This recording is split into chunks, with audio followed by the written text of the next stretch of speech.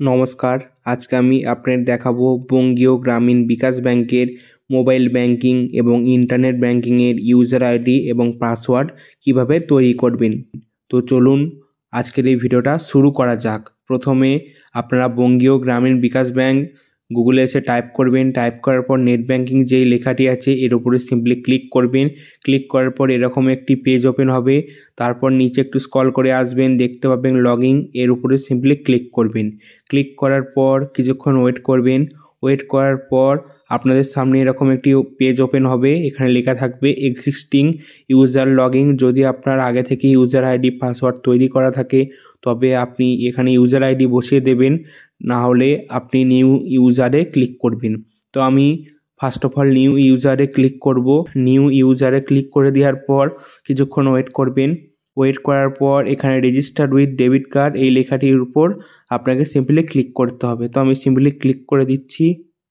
Click করার পর এখানে স্টেপ 1-এ বলতে আছে account number, date of birth, PAN card number, register type. এখানে ডেট অফ বার্থ আর প্যান কার্ড নাম্বার, যদি আপনার ডেট অফ বার্থ জানা থাকে তাহলে ডেট অফ বার্থ দেবেন, আর যদি আপনার ডেট অফ বার্থ না জানা থাকে তাহলে আপনি প্যান কার্ড নাম্বার দিতে পারেন। তো তারপর তার নিচে দেখতে পাবেন রেজিস্টার টাইপ।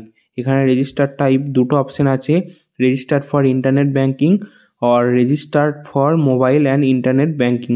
আমি আজকে আপনাদের দেখাবো register for mobile and internet banking. তো আমি 2 নম্বর অপশানে ক্লিক করে দেবো। ক্লিক করে দেওয়ার পর 2 নম্বর অপশানে বলতে আছে টাইপ অফ ফেসিলিটি, আপনি কীরকম ফেসিলিটি চান।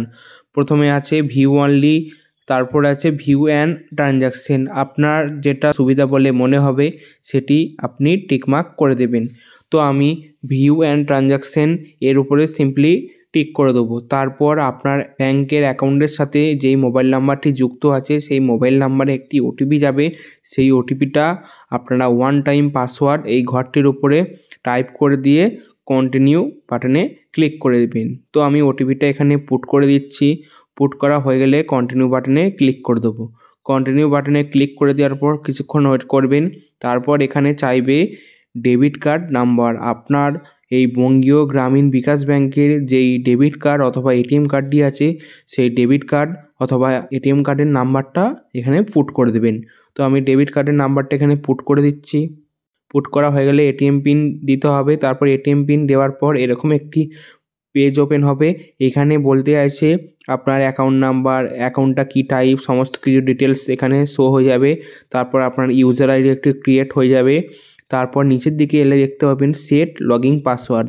এখানে লগইন পাসওয়ার্ড মানে হচ্ছে যখন ইন্টারনেট ব্যাংকিং লগইন করবেন তখন প্রথমে ইউজার আইডিটা দেবেন, তারপর কন্টিনিউ করার পর লগইন পাসওয়ার্ড একটি চাইবে, সেই লগইন পাসওয়ার্ডটা আপনাকে এখানে তৈরি করে নিতে হবে। তারপর 2 নম্বরে বলতে আছে সেট ট্রানজ্যাকশন। তো এখানে সেট ট্রানজ্যাকশন পাসওয়ার্ড অর্থাৎ আপনি যখন কাউকে টাকা পাঠাবেন তখন একটি পাসওয়ার্ড দিতে হবে, সেই পাসওয়ার্ডটা আপনি এখানে পুট করে দেবেন।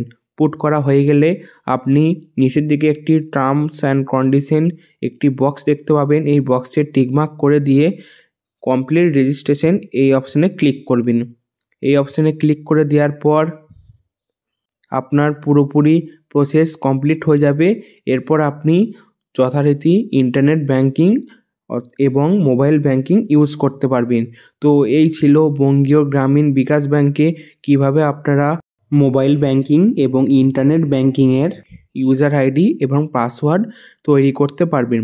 যদি এই ভিডিওটা আপনাদের কাছে গুরুত্বপূর্ণ বলে মনে হয় তাহলে অবশ্যই ভিডিওতে একটি লাইক প্রদান করবেন, আর আমাদের চ্যানেলে নতুন হয়ে থাকলে আমাদের চ্যানেলটিকে সাবস্ক্রাইব করে আমাদের পাশে থাকবেন। ভিডিও সংক্রান্ত যদি কোনো প্রশ্ন থেকে থাকে তাহলে নিচের কমেন্ট বক্সে কমেন্ট করে জানাবেন। ধন্যবাদ।